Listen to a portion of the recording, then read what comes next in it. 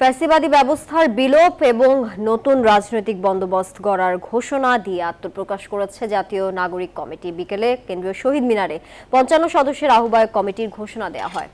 এতে আহ্বায়ক হিসেবে দায়িত্ব পেয়েছেন নাসির উদ্দিন পাটোয়ারি, আর সদস্য সচিব হয়েছেন ডাকসুর সাবেক নেতা আক্তার হোসেন।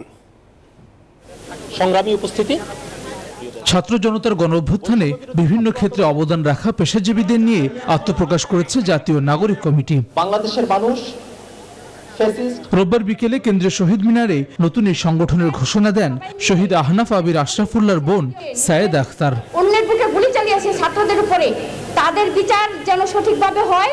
পরে নাসির উদ্দিন পাটোয়ারিকে আহ্বায়ক এবং ডাকসুর সাবেক সমাজ সেবা সম্পাদক আখতার হোসেনকে সদস্য সচিব করে গঠন করা হয় ৫৫ সদস্যের কমিটি। কমিটিতে আইনজীবী মঞ্জুর আল মতিন, অভিনেতা সালমান মুক্তাদির সহ বিভিন্ন পেশাজীবীদের অন্তর্ভুক্ত করা হয়।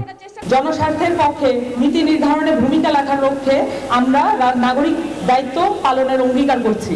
এ সময় আহ্বায়ক নাসির উদ্দিন জানান, এটি কোনো রাজনৈতিক দল নয়, রাজনৈতিক বন্দোবস্তের জন্য সব দলের লোক নিয়ে এই সংগঠন।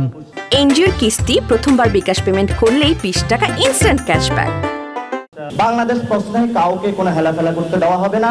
বাংলাদেশ প্রশ্নে ছাত্র এবং নাগরিক যারা তরুণ রয়েছে সমাজের সকলকে অংশগ্রহণ নিয়ে আমরা বাংলাদেশের জন্য যে কোনো সময়ের জন্য মৃত্যু হোক, শহীদ হোক, যে কোনো জন্য প্রস্তুত।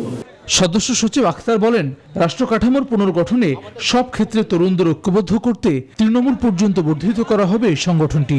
তারা যে স্বপ্নের জন্য জীবন দিয়েছিলেন, রাজপথের সংগ্রামে অংশ নিয়েছিলেন, আমরা তরুণ যুবকরা সেই স্বপ্নকে আমাদের কাঁধে তুলে দিতে চাই।